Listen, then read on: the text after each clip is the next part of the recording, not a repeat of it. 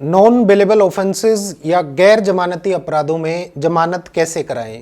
ये प्रश्न बहुत सारे लोगों ने पूछा है और आज हम इस टॉपिक को लेकर डिटेल में बात करेंगे कि कैसे किसी भी गैर जमानती अपराध में इन्वॉल्व किसी व्यक्ति की जमानत कैसे कराई जाए, बेल कैसे कराई जाए।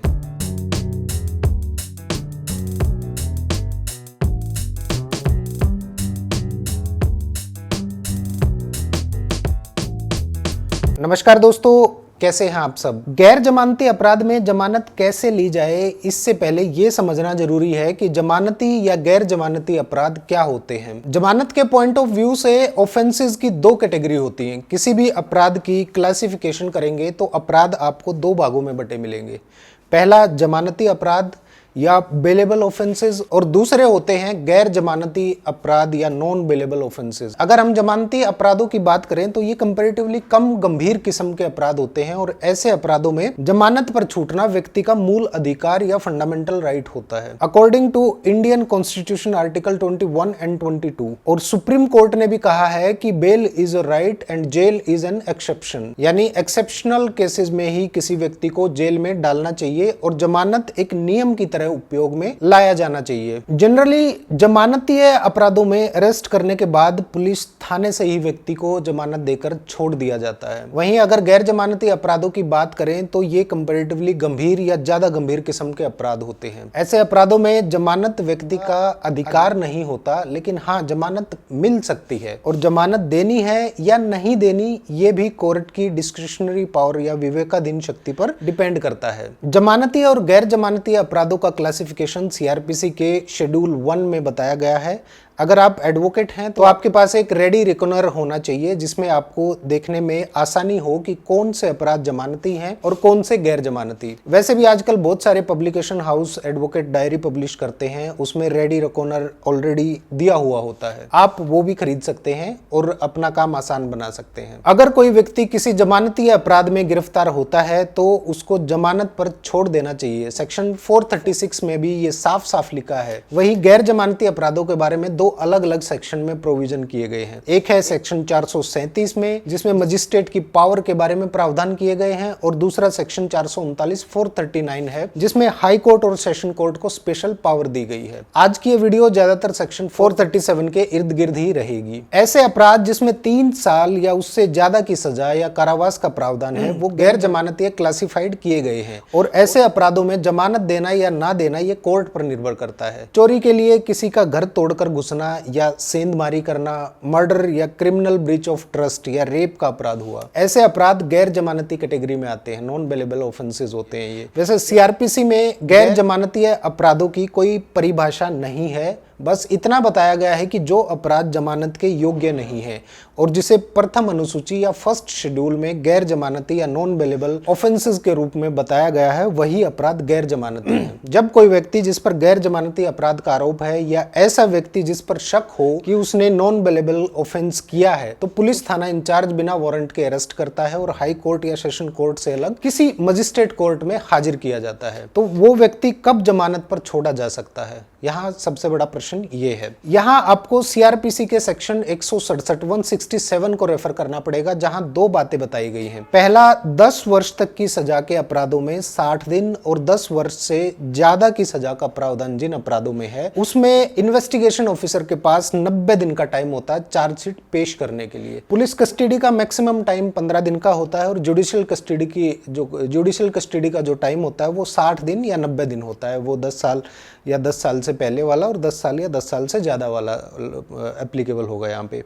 इसके बाद अक्यूज्ड को जमानत का अधिकार मिल जाता है या फिर वो जमानत की एप्लीकेशन लगाने योग्य हो जाता है। यहाँ एक जरूरी बात यह है कि किसी भी व्यक्ति की गिरफ्तारी होती है तो उसको 24 घंटे के अंदर कोर्ट में पेश करना होता है और यह भी एक मूल अधिकार है हमारे संविधान के आर्टिकल 22 के तहत।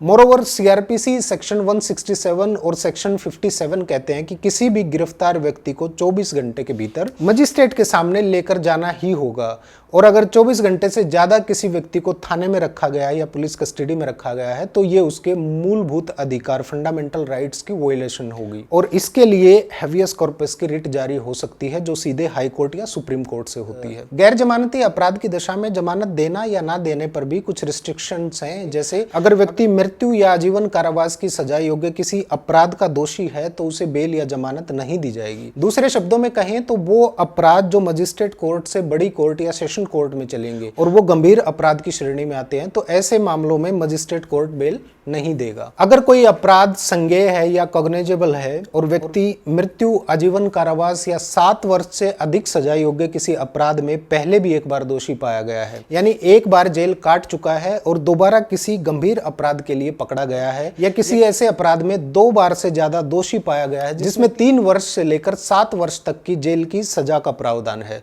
तो ऐसे व्यक्ति को भी बेल नहीं दी जाएगी। इन सब रिस्ट्रिक्शन के बाद भी होती है कोर्ट की डिस्क्रिशनरी पावर। 16 वर्ष से कम उम्र का कोई लड़का, लड़की या कोई महिला कोर्ट के सामने लाए जाए, या कोई हैंडीकैप्ड, बीमार, दुर्बल या लाचार व्यक्ति है तो उसे शर्तों के साथ जमानत पर छोड़ा जा सकता है। लेकिन एक बात यह भी ध्यान रखिए कि जमानत की सुनवाई में पीड़ित पक्ष को भी सुना जाएगा और उनका पक्ष भी जाना जाएगा कि जमानत दी जाए या नहीं दी जाए। कंडीशनल बेल जब दी जाती है तो बहुत सारी शर्तें लगाई जाती हैं जिनको अभियुक्त या आरोपी को मानना होता है, और आरोपी को जमानत क्यों दी जा रही है इसका कारण भी जज साहब ऑर्डर में लिखते हैं। गैर जमानती अपराधों में जमानत को लेकर 3-4 मुख्य बातें याद रखिए। कोर्ट से जमानत मिल सकती है, ऐसे अपराधों में जमानत अधिकार नहीं है, इसके लिए प्रार्थना या मांग की जा सकती है।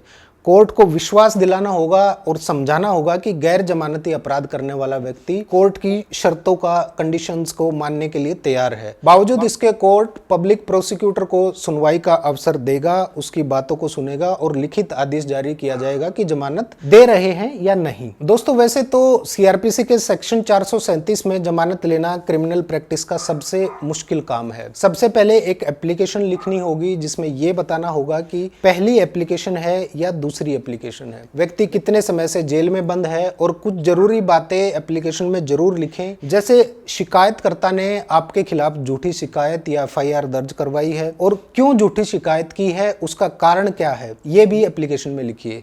क्योंकि कोर्ट आपको दोषी समझती है, इसलिए कोर्ट को यह बताना जरूरी है कि आपके खिलाफ ये शिकायत क्यों की गई है, ताकि सबसे पहले कोर्ट ये विचार कर सके कि आप अपराधी नहीं हैं, केवल आरोपी हैं, या आपके ऊपर झूठे आरोप लगाए गए हैं और जो आरोप लगाए गए हैं वो पूरी तरह से सच नहीं है। दूसरी बात आपको एप्लीकेशन में लिखनी चाहिए कि आपके खिलाफ जो एफआईआर हुई है उसमें क्या क्या कमियां हैं, किस तरह से वो एफआईआर झूठी मालूम होती है, और उसके खिलाफ जो भी सबूत हैं आपके पास, जैसे कोई सीसीटीवी फुटेज हो या एमएलसी हो या मोबाइल लोकेशन या कोई और ऐसा डॉक्यूमेंट जो आपकी दलील जो है उनको सपोर्ट करे, आपको एप्लीकेशन के साथ अटैच करनी चाहिए, ताकि आप ये साबित कर सकें कि एफआईआर झूठी है और आपको अपने आप को बेगुनाह साबित करने का एक अवसर मिल सके। तीसरी बात आपको ये लिखनी चाहिए कि जांच एजेंसी ने कितने दिन लगाए हैं अपराध की छानबीन करने में।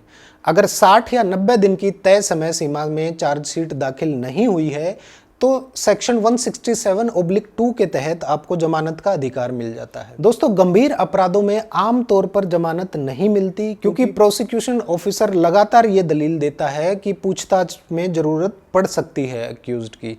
अभी छानबीन पूरी नहीं हुई है, एक बार छानबीन पूरी हो जाती है तो ये तय हो जाता है कि आरोपी से आगे पूछताछ होनी है या नहीं होनी है, क्योंकि तब तक जांच एजेंसी गवाहों के बयान दर्ज कर चुकी होती है। जमानत के लिए चार्जशीट दाखिल करने को आधार बनाया जा सकता है कि अब इतना समय हो चुका है और व्यक्ति को जमानत पर छोड़ा जाना चाहिए क्योंकि उसके खिलाफ कोई सबूत नहीं मिल रहे हैं। लेकिन अगर जांच एजेंसी को ऐसा लगता है कि आरोपी गवाहों को प्रभावित कर सकता है, एविडेंस को डिस्ट्रॉय कर सकता है या किसी अन्य आधार पर जमानत का विरोध किया जाता है, तो जमानत मिलनी मुश्किल हो जाती है, क्योंकि जमानत की सुनवाई में मेरिट को ही जमानत का आधार बनाया जाता है और मेरिट पर ही ये तय होता है कि जमानत दी जानी चाहिए या नहीं। केस की स्टेज और कब किस स्टेज पर जमानत दी जाए ऐसा सीआरपीसी में कहीं भी नहीं बताया गया है, लेकिन आमतौर पर 3 साल तक की सजा के प्रावधान वाले मामलों में मजिस्ट्रेट की कोर्ट से जमानत मिल जाती है। अगर आपका कोई क्रिमिनल रिकॉर्ड नहीं है तो ये जमानत का एक आधार हो सकता है। इसके अलावा कम उम्र का होना,